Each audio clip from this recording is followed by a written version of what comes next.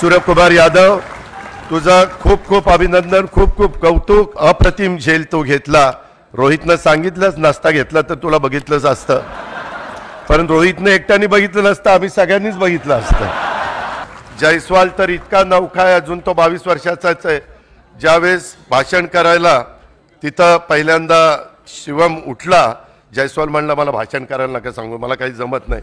म्हणलं फक्त नमस्कार आणि जय हिंद जय महाराष्ट्र असं करून ये. मागच्या काळामध्ये अनेक वेगवेगळे क्रिकेटमध्ये यश मिळवण्याचं काम केलं, धोनीने केलं, अनेकांनी केलं. परंतु कधी असा दिमागदार कार्यक्रम आपल्या विधिमंडळामध्ये झाला नव्हता.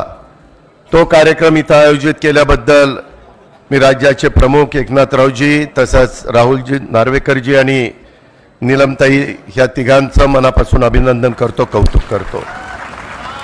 आपण बघितलं आपला क्रीडा रसिक हा असा इतका आगळा वेगळा आहे की काल मरीन ड्राईव्हला माझ्या तर गेल्या 30-35 वर्षामध्ये एवढी प्रचंड गर्दी मी कधी मरीन ड्राईव्हला बघितलेली नव्हते. एवढा उत्साह, तो जनसागर तिथं लोटलेला होता.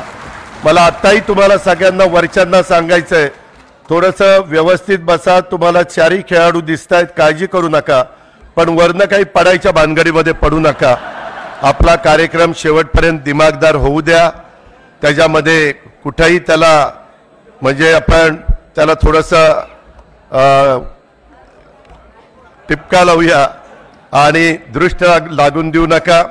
खूप काही आठवणी आहेत आणि ज्या पद्धतीनं तुमच्या माझ्या भारतातले सगळे भारतीय ह्या क्रिकेटवर प्रेम करतात, अशा प्रकारचं प्रेम जगात कुठं पाहायला मिळत नाही, ही पण वस्तुस्थिती आहे. पण एका गोष्टीचं कौतुक केलं पाहिजे, ह्यावेळेसच्या सामन्यामध्ये पहिल्यांदाच अमेरिकेचा संघ खेळायला आला आणि ज्या पद्धतीनं त्यांनी खेळ केला पहिल्याच ह्याच्यात, पुढं निश्चितपणे एक चांगली टीम ती पुढे येणार आहे. अर्थात त्याच्यात आपल्याही भागातले काही खेळाडू होते, हे आपल्याला नाकारता येणार नाही. परंतु मला मनापासून रोहित शर्माचं, सूर्यकुमार यादवचं म्हणजे ज्या प्रकारचा तो झेल घेतला, तो झेल किंवा बाहेर त्याचा पाय जरी टेकला असता तरी काही आजचा दिवस तुम्हाला मला बघायला मिळाला नसता. त्याच्यावर सूर्यकुमार यादव, तुझा खूप खूप अभिनंदन, खूप खूप कौतुक.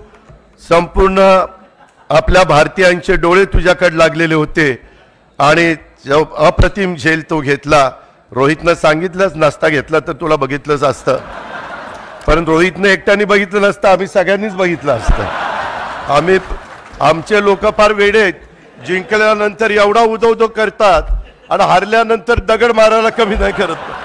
आपल्या इथला खिलाडूपणा कधी आपल्याला पाहायला मिळत नाही.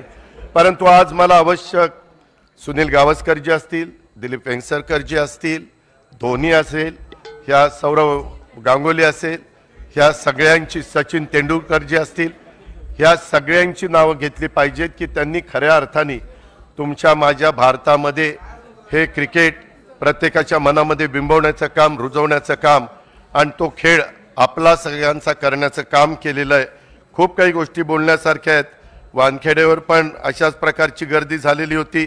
ज्यावेळेस 83 साली कपिल देवनी तो वर्ल्ड कप जिंकून आणलेला होता आणि त्यावेळेस सूर्यकुमारनी आत्ता जे काम केलं ते त्यावेळेस कपिल देवनी केलेलं होतं. त्याची पण आठवण आपण कधी विसरता कामा नये. जयस्वाल तर इतका नौका आहे, अजून तो 22 वर्षाचाच आहे. ज्यावेळेस भाषण करायला तिथं पहिल्यांदा शिवम उठला, जयस्वाल म्हणला मला भाषण करायला नका सांगू, मला काही जमत नाही. म्हणलं फक्त नमस्कार आणि जय हिंद जय महाराष्ट्र असं करून ये. परंतु नौका आहे, तो पण असाच तयार होईल. चांगले चांगले खेळाडू नाही. रोहित, तुम्ही आता इथनं पुढं ह्या 2020 खेळणार नाही, परंतु 2020 बघत असताना रोहितची आठवण आल्याशिवाय भारत कधी गप्प बसणार नाही. त्याबद्दल रोहित शर्माचं पण मी मनापासून त्याच्या सगळ्या टीमचं कौतुक करतो, अभिनंदन करतो आणि त्याच्या मनात पुढच्या एकंदरीत वाटचालीमध्ये जे जे त्याचं स्वप्न असेल ते स्वप्न त्याचं आणि त्याच्या सगळ्या सहकारी मित्रांचं साकार करण्याच्या करता निश्चितपणे परमेश्वरांनी त्याला प्रेरणा देव, त्याच्या पद्धतीचे आशीर्वाद देव, अशा प्रकारची आपल्या सगळ्यांच्याकडनं विनंती करतो.